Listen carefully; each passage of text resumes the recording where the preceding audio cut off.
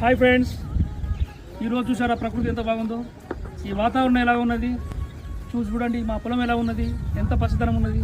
ఊరుని చూడండి, మా ఊరు పల్లెటూరు. ఈ ఊరు పేరు సల్లపల్లె. ఇక్కడ అంతా చల్లగానే ఉంటుంది. మేము ఉండేది సిటీలో ఉంటే సిటీలో మొత్తం కాలుష్యంతో చాలా బాధపడుతున్నాము. సిటీకును తేడా ఇదే. ముఖ్యంగా ఏంటంటే పల్లెటూరు వాతావరణంలో ఎక్కడ చూసినా చెట్లు చేములు, మంచి ఆక్సిజన్. కానీ అక్కడ కంప్యూటర్ అభివృద్ధి పేరుతో పట్టణంలో జరుగుతున్నది ఏమిటి?